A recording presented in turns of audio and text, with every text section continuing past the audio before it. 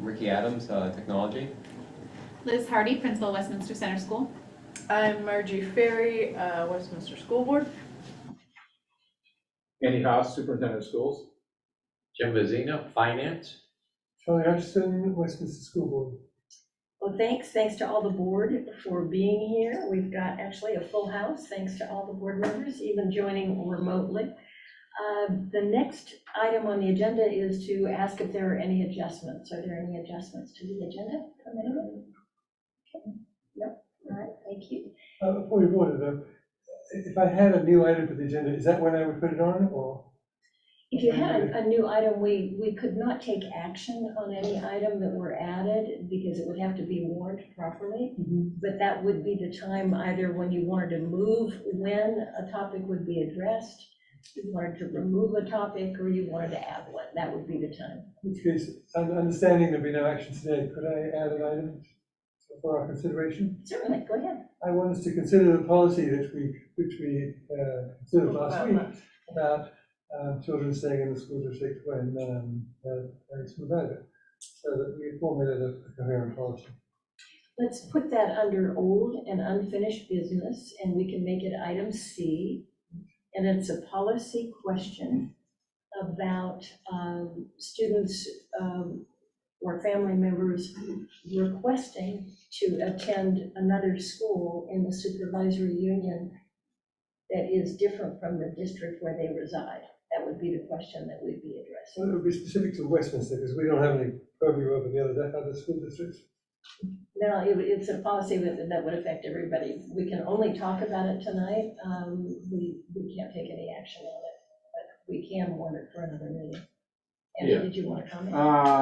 I mean, the Westminster district can definitely have its own policy for how it may choose to accept students. Yeah. But, or school choice kids out type of thing. But it does have a ripple effect on other schools in the district and whatnot. And so I think it would be really important to take it to the policy committee prior to Westminster adopting anything, just so that they have a full understanding of what that potential impact could be. Who's the policy committee? What is that? Let's answer that later. There is a policy committee, and when we get to that item, which has Okay, been added yeah. to the agenda, we can address that. Thank you. Yeah, we'll just add it at this time. Any other adjustments to the agenda? Next item is communications and public comment, and that would be a question to see whether there's anyone participating who has a comment that they would like to make. Doesn't look like there's anyone there. Ricky, do you see? All right, we see none. Review and approve the board minutes from July 28th. I'd like to entertain a motion to approve those minutes, then we can discuss. So moved. All right. Margie has moved. Charlie seconded, not needed, but done. Any discussion? Any corrections or changes? I had one small question. I wasn't there last week. We were away, and or not last week, whenever it was. I'm on the warrant committee. Was that a assignment because I wasn't there? Yeah, right. You're on, we got you on there. Well, Right. Actually, with warrant, I didn't see that. It was on there. I looked at it too. It was All right, Karen, can you Teen, and I don't have it with me right I could here. send Yeah. that in my report, a little bit about warrants. I learned some information today. Okay. That might change or help us. Change the discussion there. Let's do What's it under- because this is in the context of the minutes for just a minute. It's my understanding that we designate 2 people to sign warrants, but any 5 can serve, so that we always have another person who could sign. So I checked with legal today, Uh-huh. because there's been a discussion at the high school board, so I wanted to make sure I had it correct. And the statute says that the board can vote and authorize any employee or member to sign True. district in the minutes of authorizing vote sufficient. So So you can appoint 2 people, but you can also appoint everybody to be signers.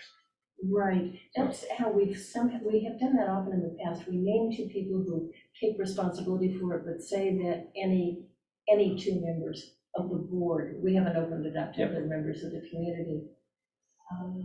May we consider that a clarification of our policy? And so when you see, it would be all Okay. 5 board members. So- It's written as just Karen and Teen. Right, And so, you. so if teen were to say be out of town, in the Bahamas, relaxing, and wasn't unable to sign a warrant, you could come in and sign. Sure.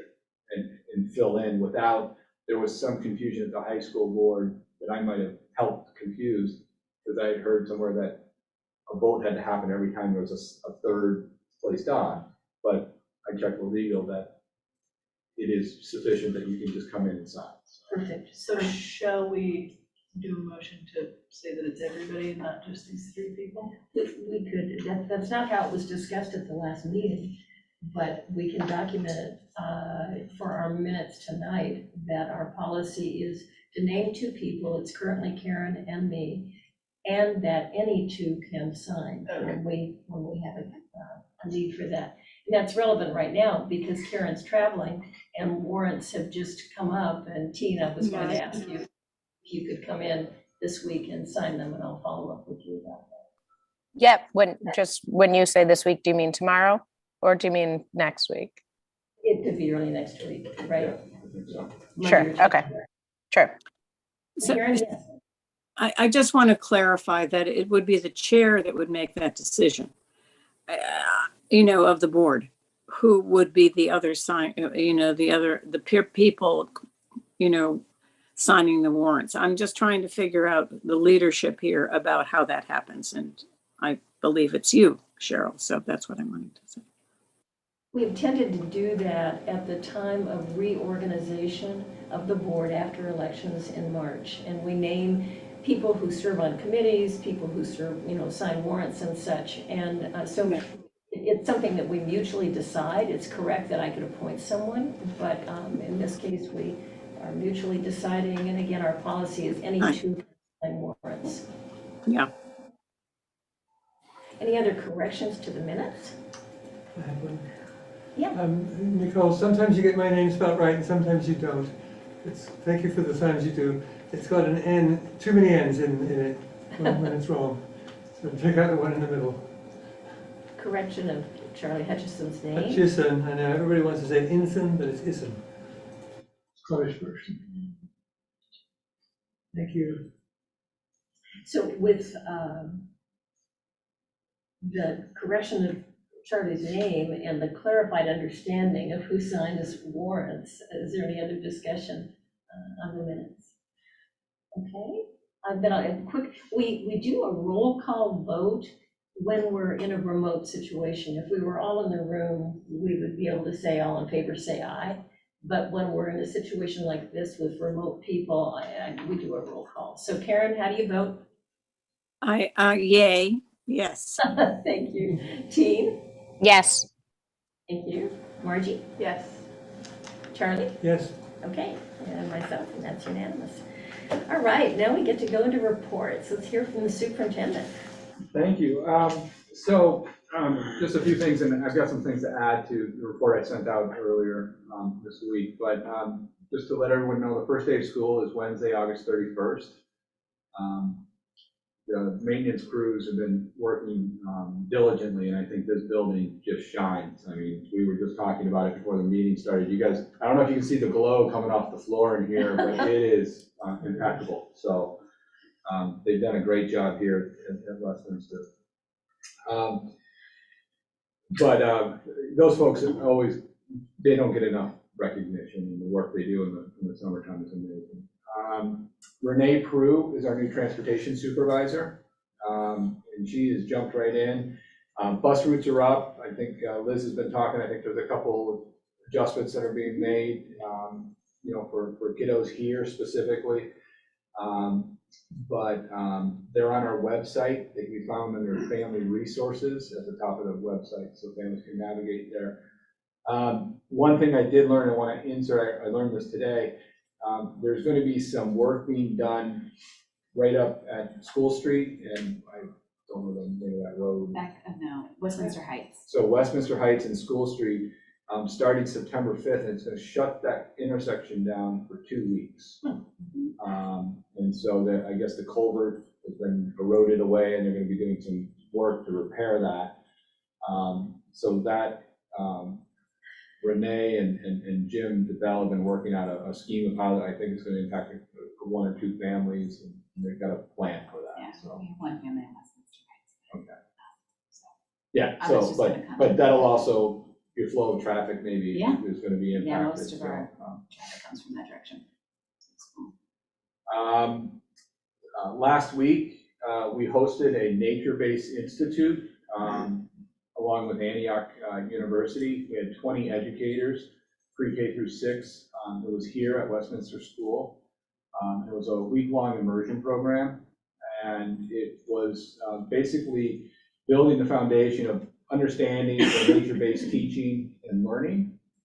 And it's the first step in developing our teachers' understanding of bringing learning outside the classroom and bringing the outside into the classroom.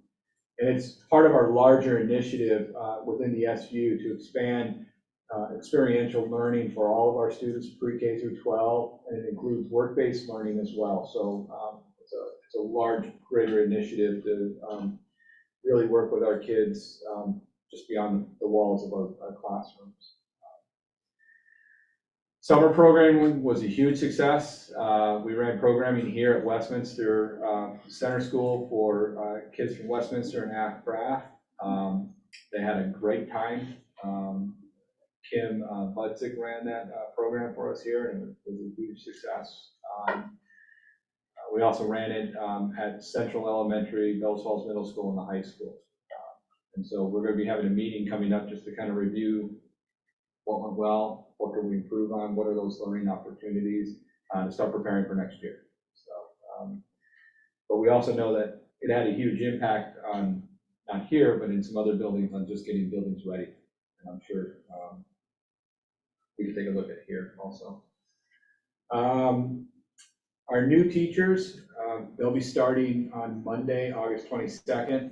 And we have 3 days of orientation that Deb Cardane, our Director of Instruction and Innovation, and Joellen Barton, our Human Resources Manager, have been putting together. So typically we've only had 1 day, so this is the first, and having the teachers for 3 days to really kind of indoctrinate and bring them on board with WNESU. So we're excited about that. I think that's going to include a bus tour for our teachers. So we're going to be taking them around the whole SU, kind of showing them the different places and stuff. So. Very good. Let's see. All of our staff will be returning on Thursday, August 25th. We'll have a kickoff meeting at the high school in the morning, and then it'll be building-based for folks for the rest of that day. They'll also be back in. We have them for 4 days before school starts. And so on Friday, there'll be a building-based day. And then on Monday and Tuesday of the following week, all of our elementary school teachers will be taking part in Responsive Classroom 2, which is the second year of the Responsive Classroom initiative we started. And when Liz comes back, and have her speak to us so that she can explain it a lot better than I can, because she's been our lead on bringing it to us. And then our middle school teachers are going to take Responsive Classroom 1. So it's just a continuation of things. Liz, can you speak a little bit to Responsive Classroom, just the philosophy behind it? Yeah, so the philosophy is a lot of proactive relationship building, community building practices, where teachers are connecting with their students and connecting with the classroom as a whole, taking student interest to create engaging learning opportunities, and teaching social skills, right? Teaching and being proactive about how we want to act in this community, and that student behavior, or how we treat each other and how we treat our space, is a communal effort. Thank you. So it's part of our whole social emotional learning piece. And when you start the school year, we don't jump right into the ABCs right away. We want to get kids grounded, be part of a community, and work through some of those norms. Also, Kelly O'Ryan is joining us. She's going to be the restorative practice coordinator at the high school, but she's also going to be our SU diversity and equity coordinator. So overseeing Title IX and harassment, hazing, and bullying. So it'll be really good for us to finally have someone who's coordinating that across our whole SU. So it's also required. You're lucky to have her. We are lucky to have her. She's really good. Yeah, she was definitely a coup for us. Score. And then Erica Decker is joining us in the business office with Jim Mazina. And it's exciting to be able to say that the business office is fully staffed. She's coming on in the accountant role and support. Jim's done a great job of putting a team together of some really, we were talking about really bright, really enthusiastic folks who are diving in and getting things fixed. Right, tomorrow? Everything will be fixed tomorrow. Tomorrow. We sent out our first payment of our retention bonuses. And that went out to all staff who are still with us. That's part of it. It was a total of a $1,000 retention bonus. And so $500 or proration went out on August 12th. And then the next big hurdle for the business office is the retroactive pay for our support staff with the contract. So that'll be a piece that they're working on. All these kind of payments are big lifts for the business office. So, and you know, on that note, it's really exciting to be able to start the school year with knowing that we have all of our collective bargaining agreements ratified, and that they are multi-year contracts. So we're not just jumping right back in this next year to have to go through that. And we're just excited for the school year to begin and look forward to the students returning. So thank you, Andy. Are there any questions for Andy from board members remotely or those in the room? Seeing smiles, all right. Andy, I'd like you to make a comment about the Nature-Based Teaching and Learning Institute. That was voluntary, right? And can you kind of speak to that? Yeah, so yeah, thank you. So diving a little deeper in that, so we had looked at how can we, when we're looking at loss of learning, but also addressing ways to, you know, again, work outside the classroom with COVID and pieces of that, but also knowing that not every kid is going to bring back their learning as fast if they're just sitting in a classroom. So we're trying to make those connections for kids because they learn differently. And so we had worked on building this relationship with Antioch and coming up with this institute. And so we had put it out, and we had 20 spaces for teachers to come. There was a stipend that went along with it, but because it was a week of, I think they were full days, almost 8-hour days. So yeah. You know, my hope was that, geez, if we get 5 or 6, we'll be in good shape because that'll be a good starting ground. We had a waiting list within 24 hours. We not only had classroom teachers, we had a school nurse, a school counselor, we had paraprofessionals. When we initially had conceived it, we hadn't even thought of preschool, and we had the preschool folks like, can we get involved? We thought about, because Westminster goes up through 6th grade, of course, so we were including 6th grade, and all of a sudden folks from the middle school wanted to be involved, and I mean, it's like one of those good, bad nightmares, right? You're hoping you get a few, and then all of a sudden you got too many, and it worked out great. I was able to pop in one of the days, and the feedback from the staff that were here was just so energetic, and You know, folks saying that they were looking forward to school being back in session and how they can, you know, from go and start initiating the things that they have been learning, and we've got it built in for the rest of this year to continue, you know, to support them, and then looking into next summer and having a second cohort and just making this, you know, kind of getting the snowball going. So it's, Yeah, but to really add on, exciting. Andy, it did take place during one of the hottest, most humid, most It was uncomfortable nice weeks the of day the I summer. came, so. And much of the learning is outside, and the engagement and commitment to the learning was so strong from all of the staff who participated. It was really impressive and motivating to start the year. You know, in the beginning of August, to have people show up from 8 to 4 on a super hot week. It's great. I think one of the things I saw sitting out, and I took a picture of it because it was, I thought it was such a cool thing. It was write a recipe for how you make a shadow puppet, or something of that nature. And it was like the thought of how, like, I think a lot of people think nature-based, oh, it's going out into the woods kind of thing. And it's those kind of things too, right? And just this idea of the creativity that has to go through of how would I write a recipe to give to Jim on how he would make a shadow puppet. You know, like how that engages the mind. Yeah, is yeah. just exciting. So.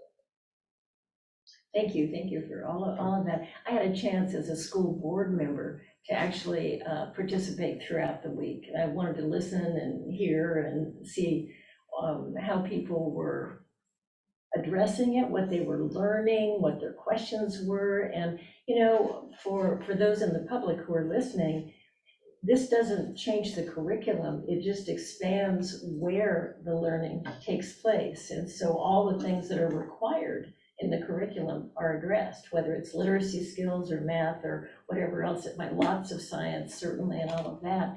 But it does add, as Andy said earlier, an experiential dimension, kind of a hands-on and being out in the real world and being able to do some things that are concrete and also inspiring. So I'm really glad that the supervisory union has supported this. And again, it's voluntary. This is a group of teachers who got interested in it, and I see, you can see that they're going to work with their colleagues in their respective buildings. I think it's really important that it was designed that educators from all the buildings in the supervisory union were involved, including preschool. And so just very exciting. So thank you for all of that.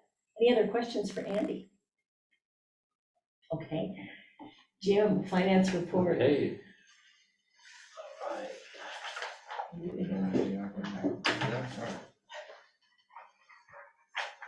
Thank you, sir.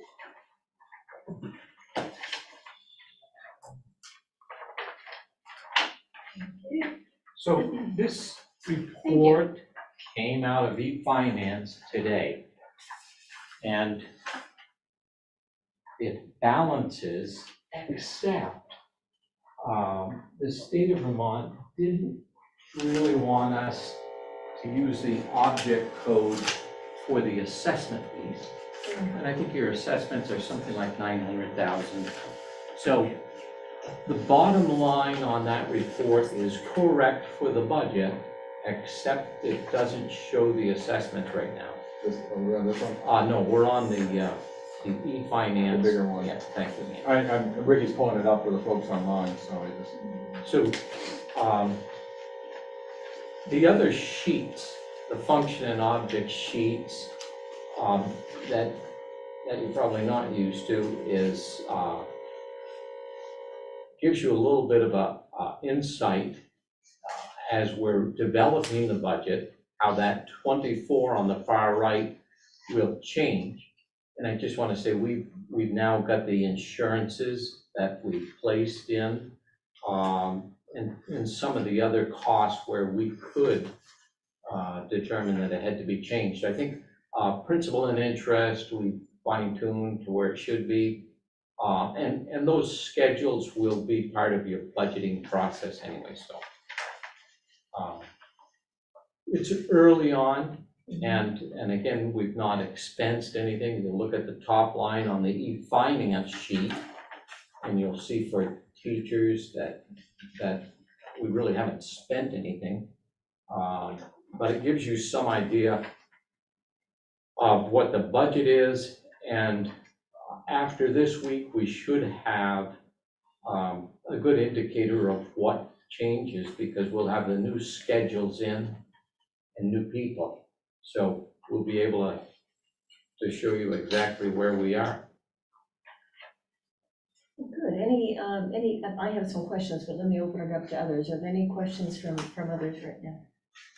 Jim, just help me with the terminology, but you said objects and something else. The objects and function page. In this sheet, this first page is the function. And again, it has like the 1101, which is at the top. Yes, 1101 is regular education. I've got general education. And it just shows you where we were last year on 22. Mhm. This year, the middle column, and next year is where we're starting to just develop the costs and bring that into focus. Those are functions. I see why they're functions. So Yes. these then are all objects, are they? Well, it's by object. What I did was I sorted this because I wasn't sure how, again, you are not getting the sheets because it's not working. But this sheet goes by function, which you've got the 1100s first, and it goes by object. And so if you look at the next sheet, you'll see 1101, and the object, which is a 5811, is dues and fees, of which we don't have a budget, but it goes in that order. So what, the first thing I would ask is for these printouts to be dated. I don't see a date on here, and that would be helpful. This is progress toward giving the Westminster Board a budget to actual every 2 weeks or something like that. But you're having to create it. You did this by hand, right? Yes. To give this to us right now, because it Oh, isn't yet in the system. Right. But just to be clear, if Liz is approving items against this budget now, they will be showing up in that encumbrance line. Go ahead. This is from e-finance stuff. Correct. So this one is from e-finance. Okay, So it's not, he's not extracting numbers and then putting them into a spreadsheet. He's Okay. downloading them. Right. So this is- itself. the function page Is the one he created? is a spreadsheet that Jim, has. So the encumbrances, the budget encumbrances, year-to-date expenditures, available balance, that's something you typically see, that was that Cognos spit out. exactly. Looked different, but Right. that's what this is. That's what, I see that, yeah. Okay. I was just, so I think for right now, all I'm missing is a date, so we can keep track of them. Yep. And Liz, you probably want to take this one, which is from eFinance, and does show encumbrances, and compare it against the budget that you created. I'm sure it's all fine, but I think just a little discipline around. Yeah, around yeah, that. and again, I always try to tie into that bottom line. Uh-huh. And knowing, gee, the assessments are not in there, 900,000. Right. So, but we will get those in soon. Well, it is progress, Jim. Thank you very much. Yeah. Despite the Agency of Ed's, difficulties with the object code, they have closed it off, and we had to try to elicit some help in getting them to open it back up so we could put the numbers in. Thank you very much for your patience throughout all of this. And I want to make another, do you have any additional to report right now? No, I do not. Well, at the last meeting, you presented us a tax sheet. Yes. And I want to say for the record that I hadn't seen that before, but what you gave us was completely accurate. It was just that it was a surprise to me. It was new, it was 2022, so you were pulling it from the state and it was quite accurate. Yes, and I've always, in the budgeting process, as you develop it and say, and presenting this to the public, it's nice to have some sense of how does this affect the tax rate? And so I'm hoping that I can get there, but this is kind of a complex property tax situation, because you've got the high school, which is separate and distinct and adds on based on equalized students, so. I hope to get I'm just there. remembering Charlie and I in particular were not familiar with that most recent document, and it has since been made very clear to me that that was absolutely accurate. It was Yeah. just new to us, and so Yeah. thank you again for that. And part of that discussion was to still project where we'll be with any surplus from the 21 budget. Right. And we still will have more, that audit's not done. The audit isn't done, and I think she will be back in, I believe, the first week in November. It's 22, isn't it? I missed. It's 22, Correct. and that balance, that positive balance, will add on to the balance that you are carrying forward. Right. And hopefully, certainly a balance can't be left unattended long-term. So, and by that I mean, the superintendent will have to recommend either going into a reserve account or a project that has to get done within the building. Well, and so too, so all of this, and so too with the principal, make some recommendations, and all of this we can do, can we not, in the budget process this year? Yes. To address the two surpluses and create the 24 budget? Yes. Okay. And just to add on, the finance committee met yesterday and reviewed, I think settled on a calendar for the SU budget, and so that the SU budget could be completed in a timely manner so that districts can then start building their budgets. But I think in parallel, we'll be able to be building district budgets at this, very similar times, because a lot of the,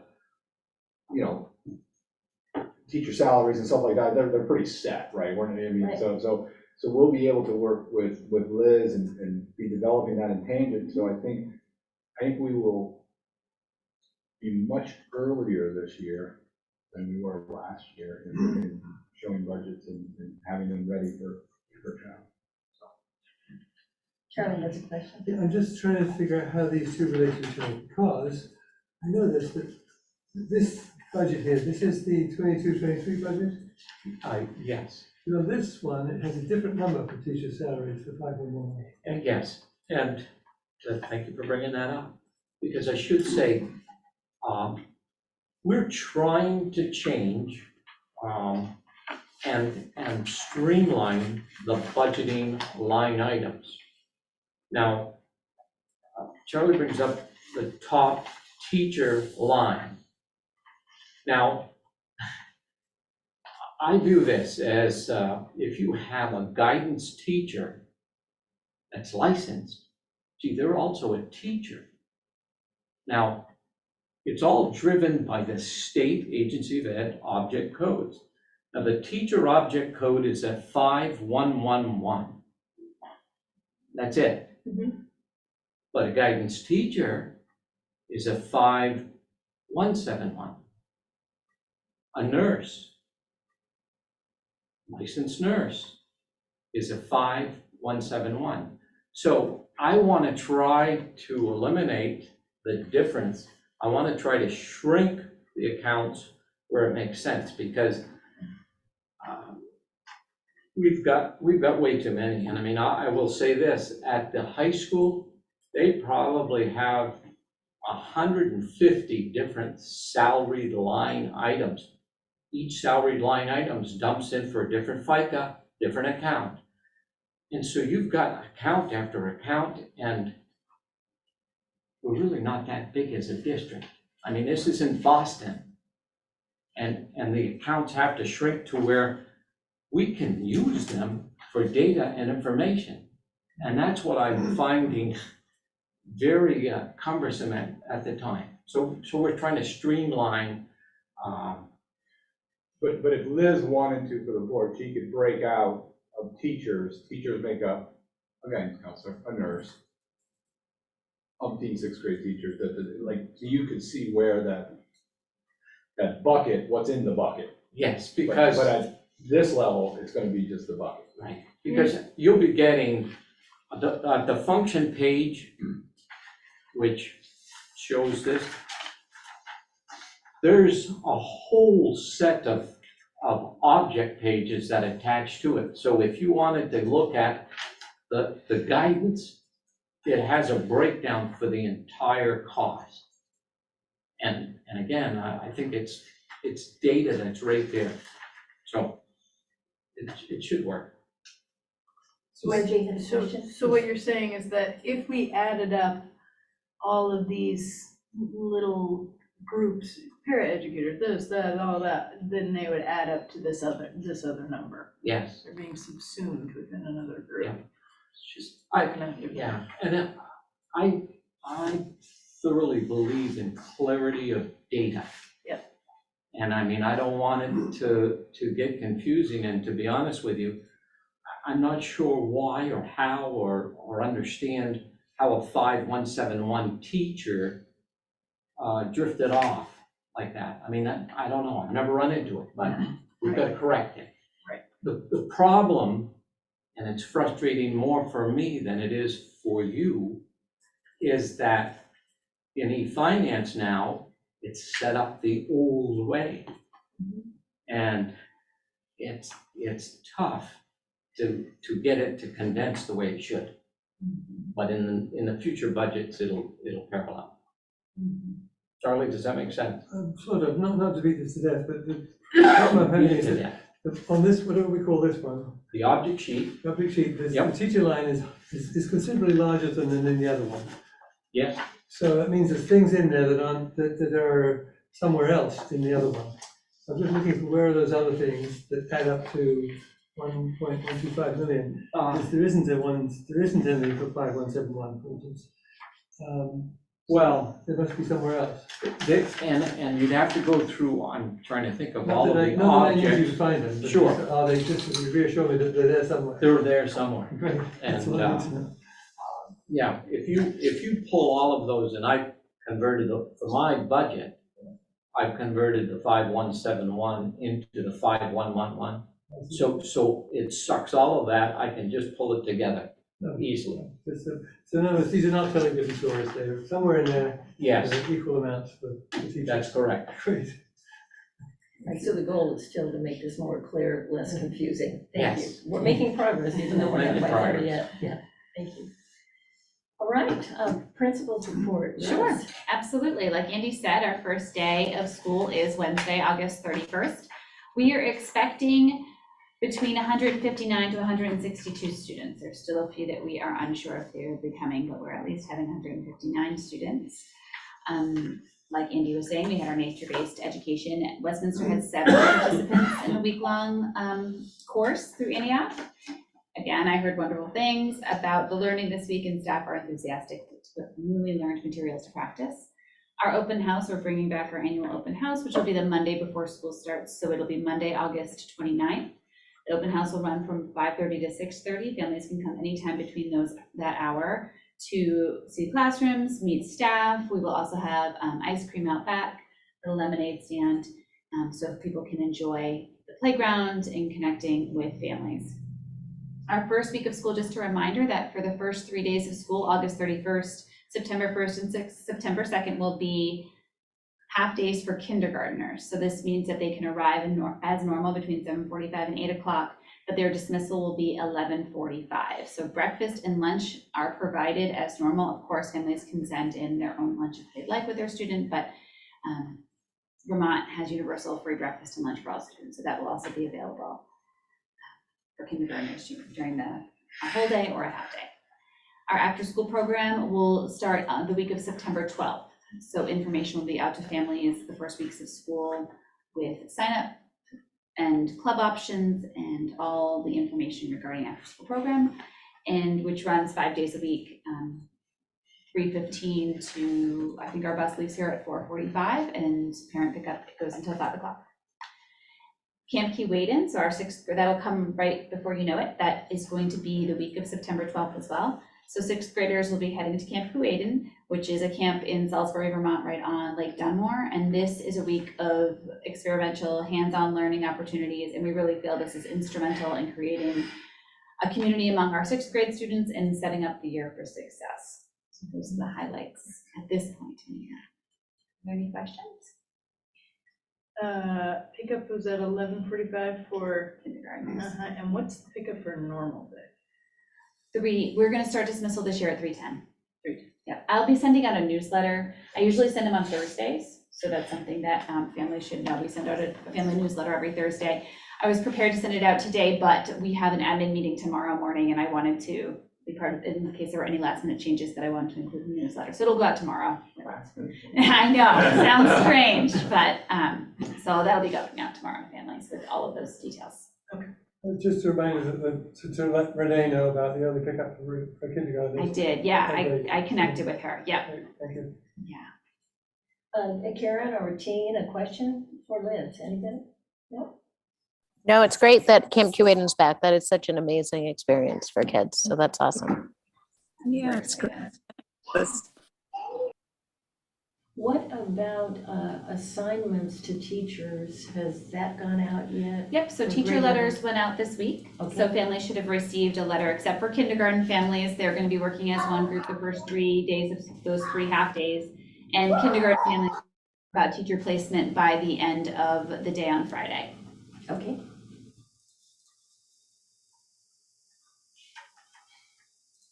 And let me ask you, no, I think I'll do that later under community engagement. Never mind, I'll hold that question. So looks like no other questions for Liz right now. All righty. Resignations and appointments, if any. I don't have any at this point. Oh dear, there's really no nurse. We are optimistic, Charlie. I've got feelers out. I've got feelers out. I just emailed 3 people about it this week. Well, we can address that Yeah, right now. we Oh, go ahead. believe that we will be asking to have a special meeting, and so if folks can, if we can agree to it, we might be able to have a special meeting on Monday because we have a candidate we believe will be bringing forward Monday. So that's, But it's just, there's a chain of events, and so I just couldn't get the person here today, so otherwise. Have I met this person? Yeah, who is it? I don't think so. I don't think we can Okay. openly speak, so. Okay. so the question for the board, and we probably could verify it on date and time of next meeting, but in the context of a possible new appointment, it's been recommended that we consider holding a special meeting on Monday, which would be August 22nd. So let me ask the board while we're on this topic, is there a time of day that doesn't work for you? I mean, can you be flexible? What does it look like for a special meeting to be held on Monday, August 22nd? Thinking 15, 20 minutes. 15 or 20 minute Can it meeting? go online? No, definitely, we can make the hybrid. August 22nd, that's what you just said? Mhm, Before Monday. 8 o'clock? Yeah, of course. What, I Charlie? mean, in Not before 8 o'clock. No, before 8, all right.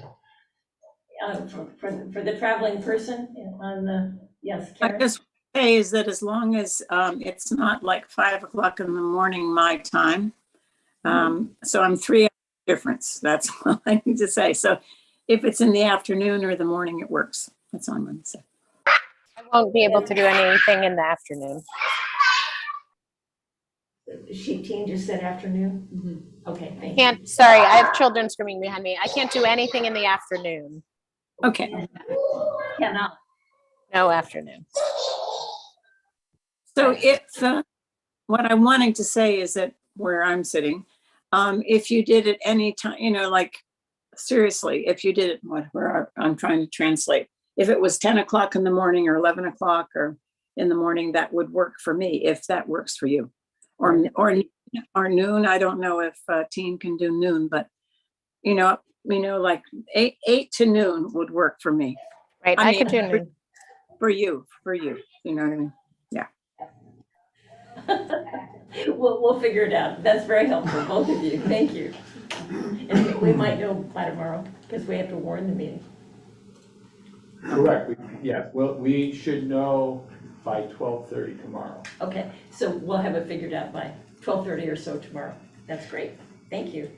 So under old and unfinished business, the first is plans for community engagement, and I wanted to revisit this again, Liz. I think there are a lot of opportunities, but the first of those is Monday, August 29th. And so wondered if you again would say, you did report on it, but just invite community members and let them know a little bit more about it. Yeah, I mean, any community member is welcome to join and meet. We have a slew of new staff that'll be here and just see, put faces with names, enjoy being part of our school community, and connect with staff, and then join us in the playground for lemonade and ice cream.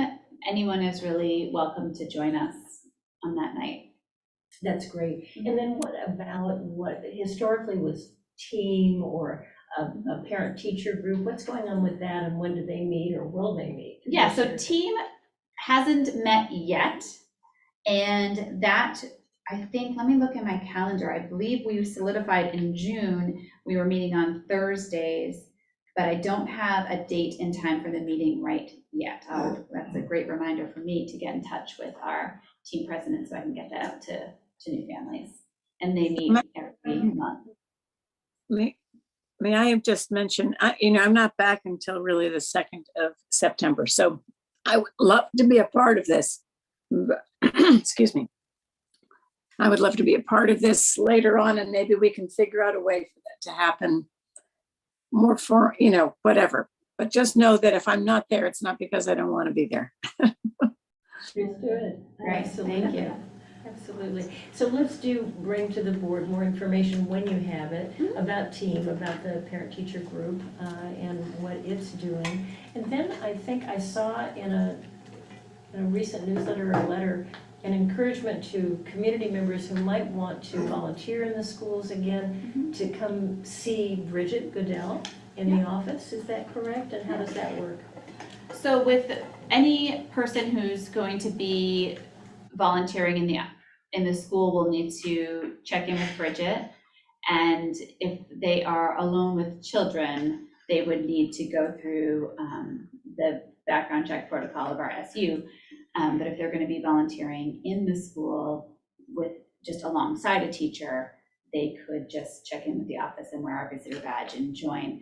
But if anyone in the community or board wants to volunteer in the school in any capacity, they could definitely reach out to me and talk and brainstorm about what would be the best, most appropriate way. That's perfect. And then I would also encourage, I'm looking at Fact TV being here and people who may watch, we always at the board meetings have this time for communication and public comment. And so would genuinely encourage anyone who wants to come and make a comment, typically 2 minutes or less. It's a time to offer an expression of appreciation or concern or a question that the board would address. It's not a time for dialogue or debate, but it is a time for the public to raise issues if anyone would like to. So we would just like to encourage that as well. And another thing I wanted to mention too is our after school program is always looking for people who want to run or assist with clubs. So if you have a specific interest or talent that you think that would be interesting for kids to learn about, you are always more than welcome to reach out to me or our site coordinator, Kim Budzik, or our after-school program director, Sarah. It should go through Sarah. Yeah, So, and so anyone who's interested in being part of that, they can reach out to me and I can direct them to the right source. To Sarah. Yeah. That's great, thank you. Just to revisit and how important it is and how exciting it is to have, again, the opportunity for more community involvement. And I think we've already addressed the preliminary budget planning and surplus funds. We talked about that a little bit earlier. And let's now go to the new item that Charlie requested, which is old business, but talk a little bit about policy related to students choosing to be at a school in which they don't live in that district. Andy, would you address finance committee, the policy committee, and anything else you want to say? Before I jump into Something that, else. Yeah. is it okay with the board if I excuse Jim just because of his drive and Thank you so much for being here. Thank you so much. Very Thank you, helpful. Andy. Sure, I didn't know if we were gonna go further in That's great, the thank you. surplus. I didn't ask earlier. So the policy, so we have a standing policy committee for the SU that reviews all of our policies, because policies kind of trickle down from there, because every district should basically have the same policies, type of thing.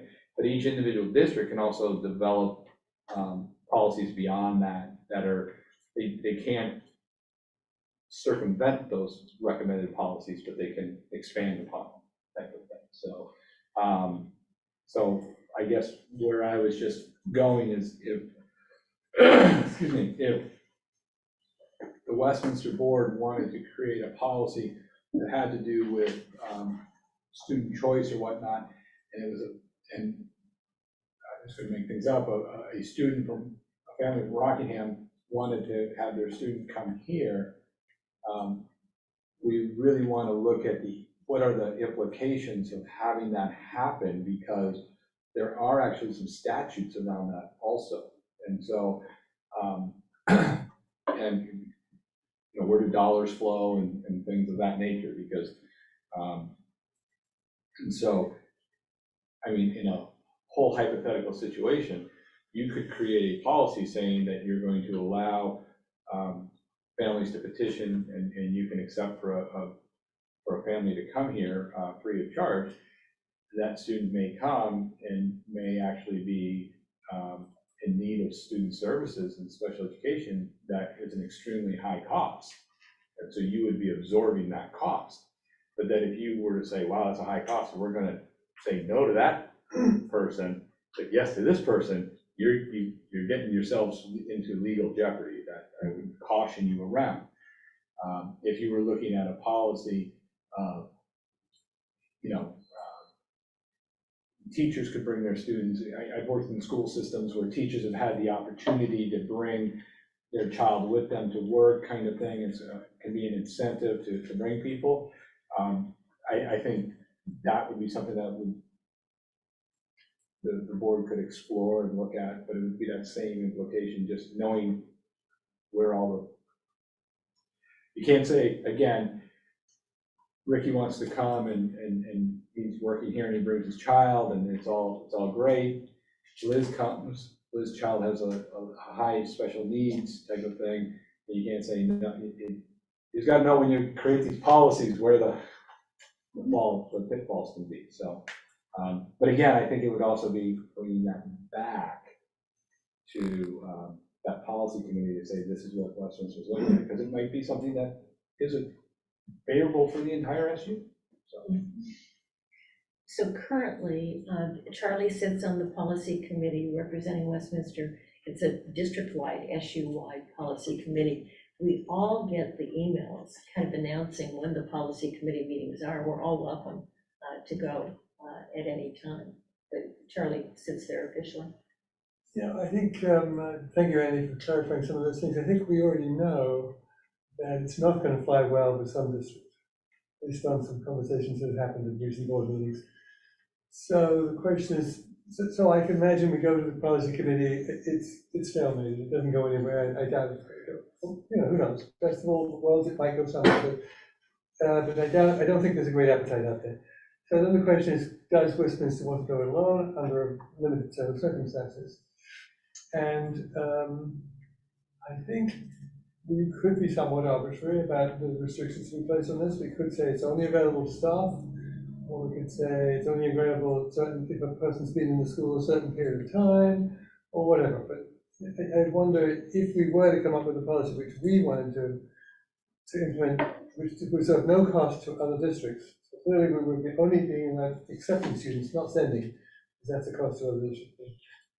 Where we would accept students who, for a variety of defined reasons, need or want to stay in this school or be in this school. I'd like us at least to have a conversation about what those parameters would be. And by all means, we could share it with the other districts. I don't think it's going to fly out. Right. And again, I would want to, number one, see some legal opinion on this, because as you're talking on, and it's occurring to me, I don't know how that might impact Title I funding, how that would impact, because again, if a student were to come here that maybe was qualified for free and reduced lunch, do they get reported here as a student, which increases the free and reduced lunch count for Westminster, but that then decreases the free and reduced lunch count for the other district, which one student isn't going to change the balance of things, but potentially could, you know? Right. And so a district could lose title funding where Westminster benefits. So those are the kind of legalese things I don't know, so. Karen has a question? Yeah, if I'm not mistaken, there was I know fact, I'm not going to mention names, but I thought there was during Grafton and Athens, there was a student that went from one place to another, and it was voted on by the larger body. Am I right about this? Yeah, was- it was like our first week, Karen, on the It was board or our first something. week. So I'm just curious about, I know that we're not part of, I don't know what to say, but that did happen at some time, Andy. So I don't know I'm with Charlie about this in terms of precedent, for sure. I mean, the issue is precedent, and Andy, you're making mention of that. In other words, if you do it for one, you do it for another. But I do know that there was something going on between Athens and Grafton. That's all, a student exchange or something like that.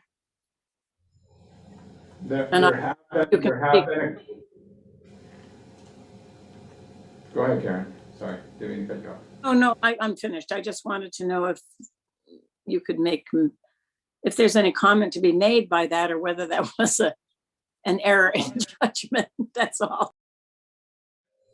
No, I would have to research each individual reason, and sometimes there are reasons that aren't necessarily just public consumption for why a student might be attending another district. And so I'd have to go research it so that I just had that information. Yeah, thank you so much. But I think, like, the point is that it is happening regardless of the reduced student lunches. Like, your point, it has occurred. And it is affecting those numbers. So, like, there is a policy which is that we look at each individual case as it goes, and, and that There has is no occurred. policy to it. So I Right, just wanna there's be no clear. policy to it, but I mean, the current policy is that we look at each individual case as it comes. I'm wordsmithing it here just because we're public. There is no policy. All right, There's a practice. That's right, correct. that's Right. why I use the. Yeah, so I mean, it's, and just because there's some legal Implications. ramifications around policy. Correct, I get So there that. has been some practice of students from one district attending within, sometimes it's through special education. Right. Sometimes it's through a 504 process. Right. There have been some other ones that were not, I wasn't involved in. Right. For why those pieces happened. And I think it would be important and prudent to have some stronger guidelines Yeah, around how things are happening. I mean, you have school choice already in this district for 7th and 8th, and again, all I'm saying is, I haven't had the time or taken the time to really research it to even be able to say to you, yeah, it's all worked out already and it's not a big deal. I mean, that's what I want to be able to say, but right, we just don't I know. just know that I'm just brainstorming possible logistical problems, and I want to make sure I don't advise you to set a policy and then end up with a bigger problem. Right. That's all. And you're saying, Charlie, that you don't think a policy would go anywhere with the policy committee. Like if we came up with a policy that we thought made sense, you think the policy committee would turn it down? All I know is that two WNESU district-wide board meetings ago, there was a fairly contentious conversation about this very subject, in which at least one board member expressed extreme hostility to the idea of paying for students from outside of their home district, or absorbing any costs associated with kids moving. So, Within the district. there was a certain amount of heat. I didn't understand the history to it, but who knows? Maybe things have softened down, maybe whatever, maybe people can be persuaded, but I'm not optimistic, given what I heard. I listened to the tape of the meeting, that it would be an easy lift to persuade other districts to accept the free flow of students between districts and absorbing the cost thereof. But that wouldn't be the policy. Like free flow wouldn't be the No, no. policy. We'd create a policy that made sense maybe, and that was palatable. You know, like, I feel like what you're saying is that we can't have this free flow, but that's not what we're asking for. Well, and what I'm saying is that we were asked to accept the students into this district, into the school who will no longer actually live in the district. And I think there are probably very good reasons why we might want to do that sometimes. Yeah. But we can't assume that other districts, other school boards would Wanna agree do that that. they would want to do the same thing. Right. So, which would amount to free flow or school choice, if they all did. If every school district said, yes, bring on, So that would be good, wouldn't it? the problem that lies within that is all of the districts had an opportunity at one time to become a school district. And that Yes. was rejected. And if all the individual districts had agreed to become a one Wyndham Northeast school district, then kids could go anywhere they wanted to and free flow between the schools. It's my understanding that Rockingham, as a school district, voted in favor of joining that, but Athens, Grafton, and Westminster at the time chose not to remain independent. That's correct. Which created the supervisory union. And then from that, the state forced Westminster and Grafton to join at some point, which then you've now separated again. So the statute around that, and I can't quote it, but my understanding is it's very restrictive on this ability to move kids back and forth. And that was the whole point of 46, Act 46 was to allow you to do that. I'm only cautioning that I would want to make sure we got good legal counsel, even if you were to open it up for staff, that you just weren't putting yourself as a board in the district in a legal bind. That's all I'm saying is just, I'd want to do that homework. But as a district, you can make a policy that is separate from the other districts. It just cannot negate. It's kind of like the, federal to state to county, like you can't say that federal law no longer exists because we don't want it as a state. You can write a policy that is narrower than the broader policy, but you can't broaden the already big policy. Presumably, the supervisory board would not be able to prohibit us from accepting students. They can only say they're not going to endorse it. Right, or they won't pay for it, Right. but they can say they. Oh, well, so there's clearly history and clearly some bad blood behind some of this that I don't know anything about. So all I'm suggesting is we have our own conversation and see what we can tolerate in our district and what we can justify. Yes, I see two Can I- hands. I'm just putting my hand up because I have to go. Okay. So I'm just saying goodbye to everybody. Oh, all right, thank you so much. I'm Jean. sorry that I'm leaving early. Sorry. No problem, thank you. Well, I'll be in touch about the special meeting on Monday if there is one. And our next meeting is September 15. It's our next monthly meeting. All right, thank you so much. Have a Thank good you so much. Sorry about that. Problem. No problem at all. And Karen, you're still okay for a few more minutes? I am. I was just saying goodbye to Dean. Okay, great. Thank you. Thank you. And so for that discussion, which became more a conversation, which would not be typical for a board meeting, but was valuable, I would say here.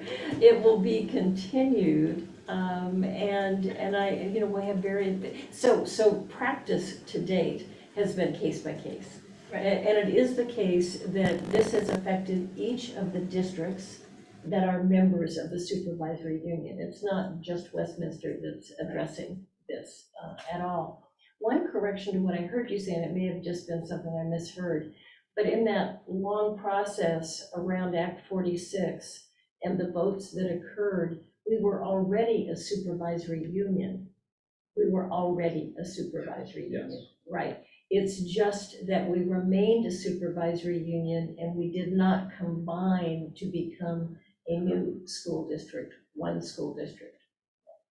And the concept behind that is still the desire in Athens, Grafton, and Westminster to bring as much as possible the discussion of the schools to a town level rather than diffusing it.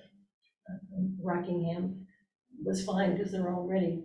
Yeah, I'm sorry, I thought Teen was actually gonna speak to it at one time, because in Right. her district in the southeast. Where she teaches. They were a supervisory union, much, and I didn't mean to mislead that there was no supervisory union There prior. was, yeah. But they had a similar situation, and then under Act 46, they joined, and they are now the Wyndham Southeast School District. Right. So instead of having, I think they had 6, 7, a lot of boards, they now just have one school board. They have two, Because because Vernon is. Vernon is separate, correct, yes. Would be really helpful for me if we could move on to the next agenda items, if you don't mind, so that we can get through the agenda while I'm still here. I would like that a lot. So, Yeah, thank you, Charlie. I mean, it's a very important subject. It's complicated, and I think this discussion was actually helpful to all of us.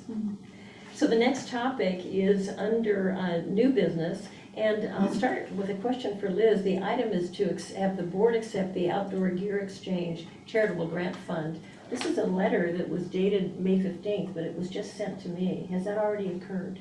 Yes, I sent that to the central office when we received it on May 15th. So we were awarded $2,000 with this outdoor gear exchange grant fund. And our plan is to use that to buy outdoor gear for students to use, specifically rain gear, boots, rain pants, raincoats for classrooms to use. And is there any board action? I was surprised that the board needs to accept the $2,000 grant. So we are working on a procedure, talking about policy too, that there should be a policy in place for accepting those. I would always recommend anything over $1,000 that a board accept that as a. Okay. That would be my recommendation, that just as a board, you're acknowledging it. It's a nice way for whoever's, doing the grant or the donation. And recognition. And typically, having, actually, the Westminster School Board in years past actually helped develop grant proposals, for example, to the Children's Literacy Fund, and we received some. And so the board has the authority actually to help develop grant proposals as well, by policy, in the statute as well. But I do think it's good practice for us to do this. So I'd entertain a motion. Yes. Is this the right moment for questions? I think a motion on the floor, and then there can be discussion. And so the motion that I'd entertain is for the board to accept a grant in the amount of $2,000 to acquire outdoor gear for our students from the Outdoor Gear Exchange Charitable Grant Fund. Second, so Okay, and discussion. Charlie? they make a big point in that letter about, can you find it cheaper somewhere? So has that become a problem, or? No. Does that spoil any plans you've made to get it from the original name? I can't get the name of the original vendor. No, I think we are still kind of working through this. And so I don't believe we've ordered at this point the gear, but it hasn't been an issue. And then just for the record, as a grant recipient, the school, and the school would be asked, the district recipient, really the SU, but the Westminster School District would be responsible for 3 high-resolution photos to be shared for use on their website. I'm mentioning the grant in our primary channels of communication, and submitting a letter at the end when the funds have been exhausted, just to report on that. So it's standard kind of grant reporting. So it is, so there's a motion on the floor. Let me ask Karen if you'd like to vote.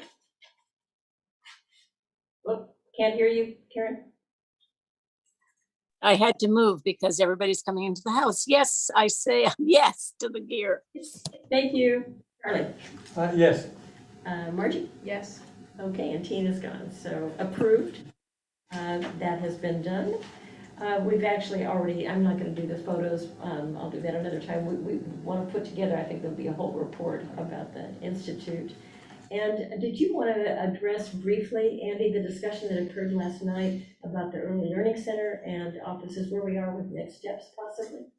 So we had developed a concept approval or a concept of an an early childhood learning center and central office or superintendent office combination with an idea of trying to address some of the deficiencies we see as kids are coming into our supervisory union unprepared for school, knowing that COVID had affected many of our kids, especially young kids.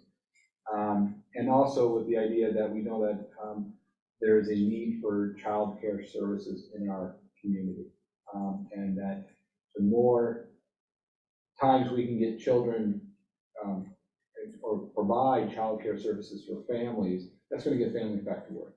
And so that whole idea. And then also noting that the supervisory union offices, there's a considerable rent and lease that goes with it. And so looking at those pieces, so that was some of the discussion last night.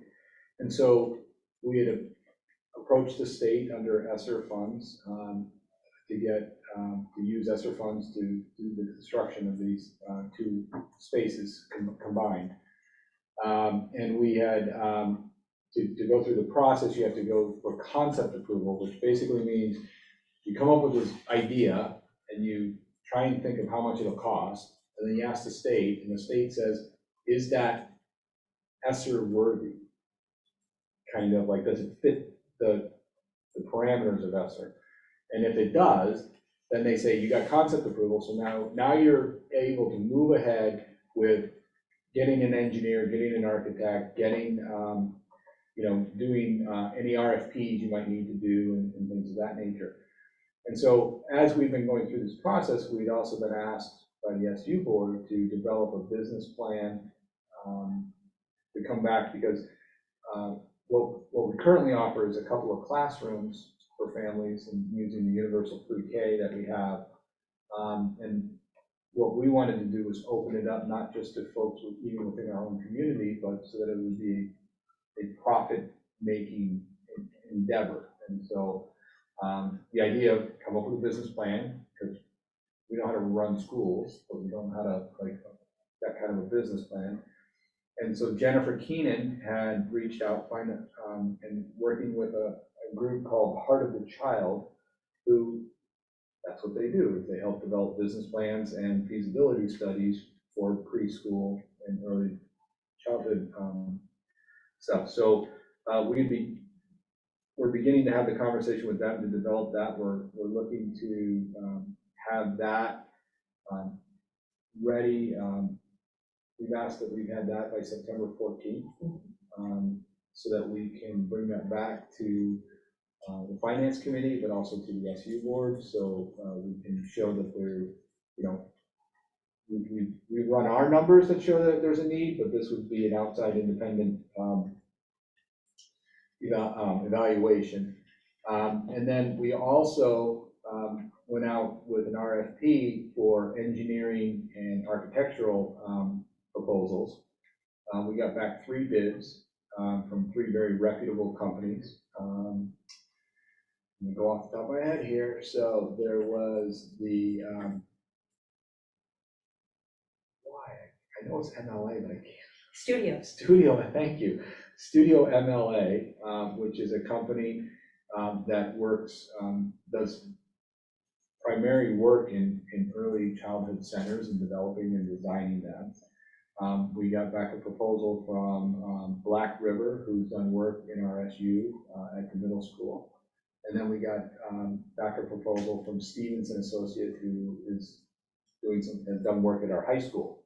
So we're familiar with two of them very well, and then the Studio MLA, as I said, has an expertise in early childhood development centers. When we kind of did apples to apples and tried to compare them, look at them because they were slightly different, the Studio MLA actually came back at the lowest cost, but actually offered us the most flexibility in helping us not only look at sites and where would be the appropriate site to place this, but also in community engagement and talking with our families and talking with our staff of what are our needs. And when you're developing this, it's not just pulling it off the shelf, it's being designed for what we need, type of thing. And so the discussion last night was really about wanting to really get the procedure down and not trying to put the cart before the horse and making sure we've got the business plan, and that's informing us of where we are. And so I think that's pretty much, I mean, it was a lively discussion, but it was a good discussion to have. So. Yeah, well, so, we've talked about it briefly here before. You know that the recommendation for consideration by the boards came out of the ESSER committee. Monies to be used would be the federal monies to both look at the feasibility, the analysis, the needs, but also the cost of any architectural services that are only design. That's what this first request for proposals was. So I just wanted the board to be updated on it because it's a significant possibility and opportunity, and to think about it from your perspective and talk to community members and see what you think might be the level of interest and need. Again, I know we've been talking about it before and it continues. So I just wanted everybody to be current. And if I could just add, because I like, I mean, the original, we'd gone out and spoken with a firm to just kind of, when we're doing this concept of where are we as far as what the cost might be, because we had, build a house, I don't know how much it costs, I'm not in construction. And so we were consulted to set aside about $5 million. And so, so we're trying to work within that, not the idea that this would be totally funded through the federal dollars and not cost our taxpayers anything extra. But it's a large proposal. We're talking about a 10,000 square foot building. So Somewhere in one location or several? ideally, it would be one location, because then we can have our SU services, which involve a lot of our student services, so special education, that work with early childhood special education. We work right with those kiddos. As families are coming in, it's a kind of a one-stop shop. And so that was, the idea was to bring it together. There's also some savings with the idea, like right now, I won't quote the total number, but an E-rate savings that we're doing. Karen says she needs to leave soon, so I'll try and finish up and let her ask questions. But there are some savings by having the offices with kids. So. Karen, you need a question or just to let us know you're going? Need to go, but I want to say I appreciate all the work that's being done about this. I'm very excited about it. Really, that's what I'm wanting to say. So thank you, Andy, and all. I'm sorry, I have to, I'm sharing a space here with a lot of people, so I have to head off. No problem at all. Thank you. And I'll get back to you about the special meeting if it occurs. Otherwise, you'll be back for the next meeting. Thank you very much. Thank you all. Bye. Take care. Bye. All right, Charlie, yes. The whole thing seems very exciting. I forget which meeting I was listening to where there was a bunch of, it was sort of bit of grumbling, let's say, why can't we use the high school, there's plenty of space in that, why can't we use the middle school, there's plenty of space there. So Yeah. what is the current thinking in that respect? So, when we did our analysis and looking at it, with the amount of space that would be needed for student space, we would be taking up a considerable amount of a building. And the high school is designed as an open concept high school. And to go put walls up actually creates quite a bit of challenges, because you're dealing now with fire blocks, and the building would have to be redesigned. And so going into that building was the reason why with the littles, we didn't really dive too deep in there. The classrooms that we currently use, a classroom here at Westminster, and we use a classroom at Central, and it's great space, and there's a lot of positivity in having the kids in the building and whatnot, but it's a space that's not designed for preschool. It's a space that's designed for kindergarten through 6th grade.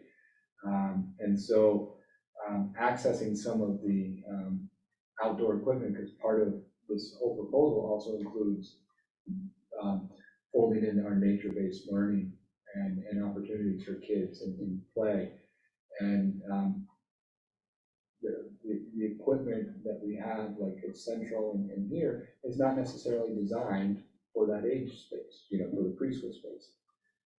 Bringing in, looking at the 0 to 3 age, Right. which is infants and toddlers, we're not able to provide that opportunity for families right now. And then with the spaces that we have, we're not able to also provide after-school care, the same way that we would look at a program that's purely designed for that. So that's the reason we didn't look there.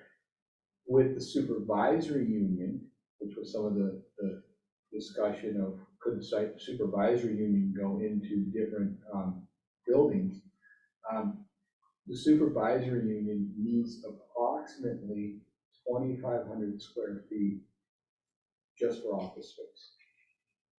For that 0 to. No, supervisor, central office. So we need 2,500 just office space. HR. Currently you need this. Yeah. Or not for this new program. we're No, talking well, about. that's the amount of space we basically need for all of the folks who work out of offices and in the 2 buildings that we currently have. And we have people in our basement right now. So I see, so this is actually killing 2 birds with 1 stone, is what you're saying? Yeah. Okay, it just seems weird to provide,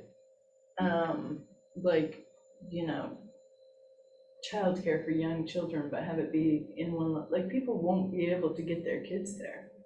They can't go and drop people off and then drive 3 hours back to work. It's So not we a- have families, and we have been, Jennifer did quite a bit of research. There are families from Springfield Yeah, that are driving down to Brattleboro for to drop their childcare. kids off. We have families here that are doing the same thing.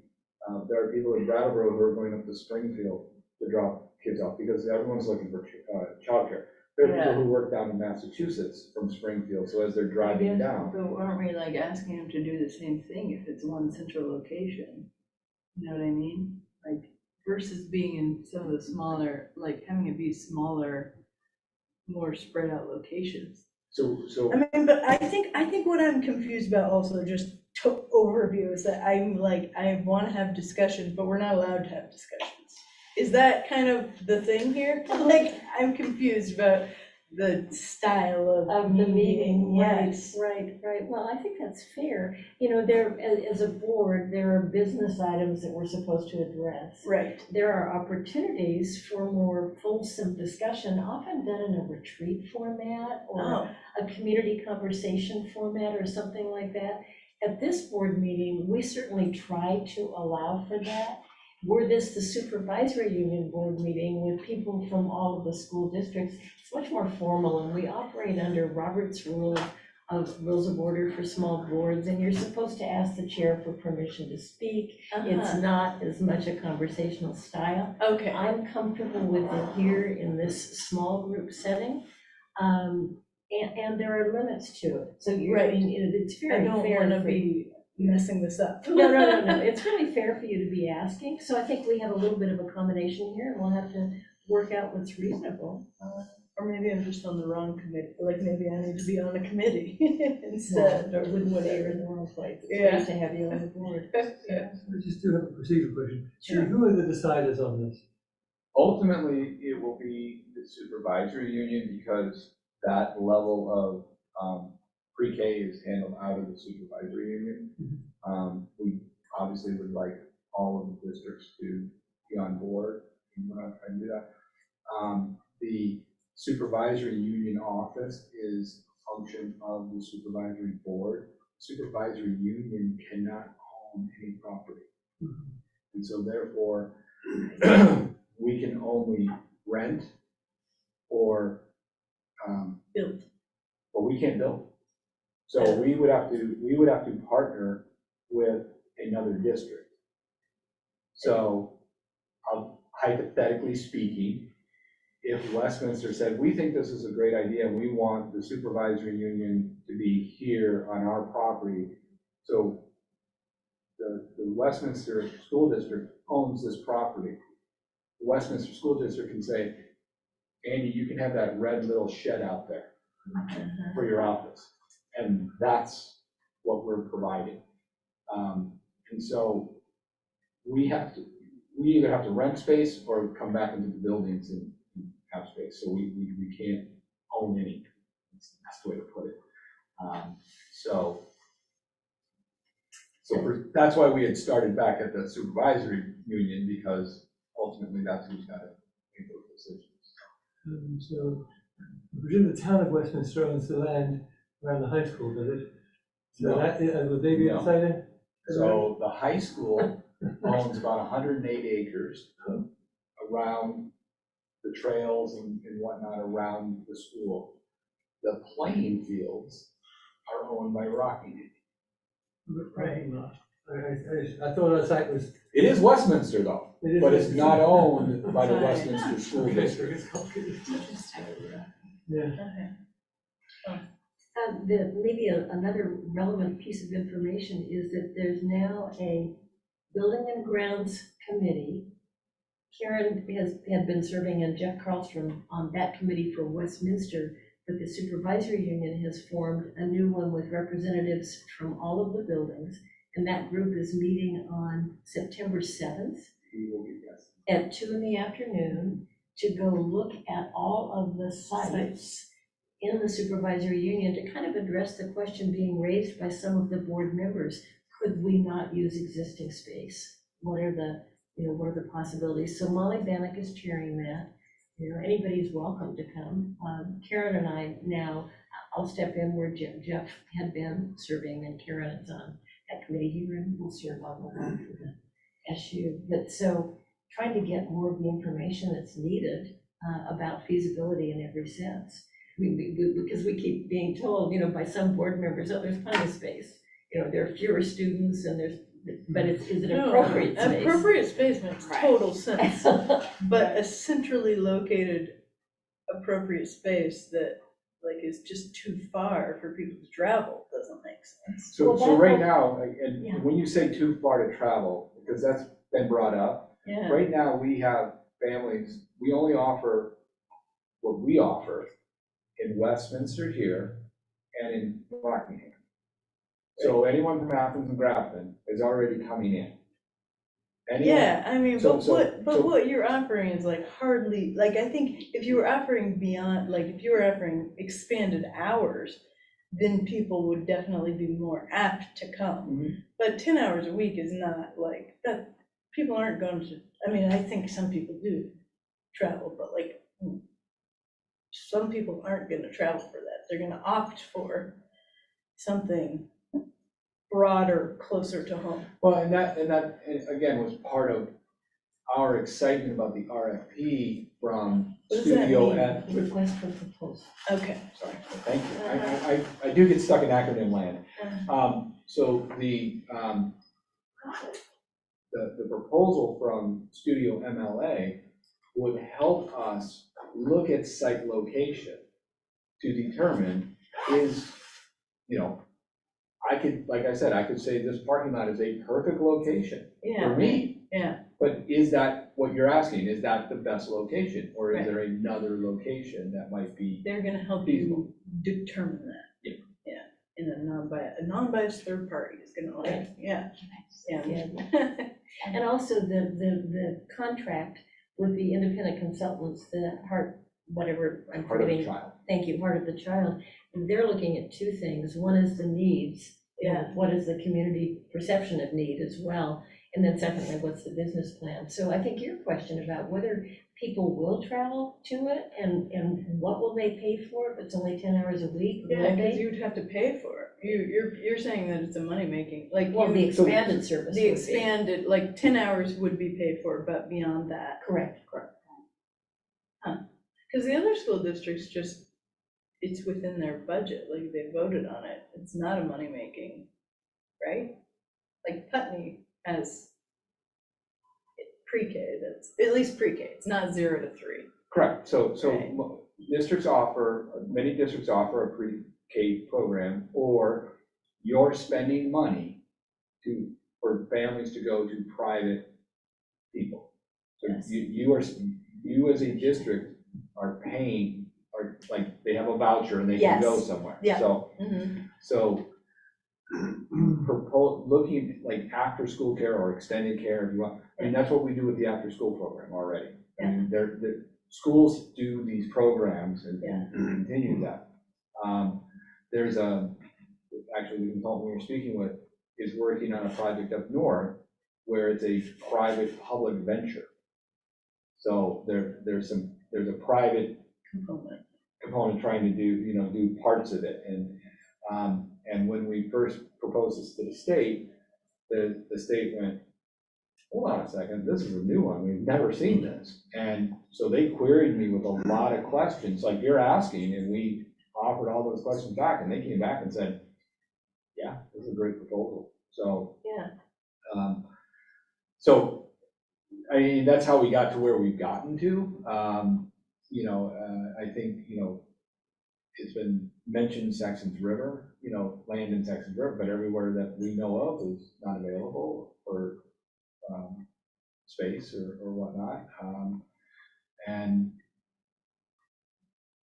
again, from the work that Jennifer did, and I think it'll be supported through Heart of the Child, that here along the 91 corridor is actually more accessible than something that's out a little further. Well, to be I think continued. Liz had it. Oh, I I'm think it sorry, was Liz. covered, I just Okay, wanted to, sorry. no, Fine. nothing. I didn't, thank you, That's okay. thank you. So with that, important topic, and although we would not vote to authorize it as this reward, it's still important that we know about it and in the larger picture of the issues within the supervisory union. So thanks, everybody, and listen up in terms, and continue to think about what makes sense. And I look forward to these two reports coming out, and then depending on how they look, the feasibility and the business plan, then we would go to the next step to get even more information through the process with one of the architectural firms. With that, we have conducted all business. The date and time of our next meeting is September 15th. However, highly likely there'll be a special board meeting on Monday, and so we'll know more about that tomorrow, and I'll get the word out to everybody. Closing comments, so from directors, Charlie, anything you want to add? No, good meeting. I'm so happy that sixth graders are going to that camp. I'm not Yeah. learning about it, but it's just such a great concept. So please, thank you. Great. Margie, anything else? No, Comments, I'm questions? sorry I messed up the. You didn't mess up anything. I like have no clue how this works. I do it all the time. I'm not supposed to count either. See, I did that. That's great. And nothing more from me tonight. Thanks always to Fact TV for helping us document this. And Appreciate each of you, and we are adjourned. Thank you. What time does school start in the morning?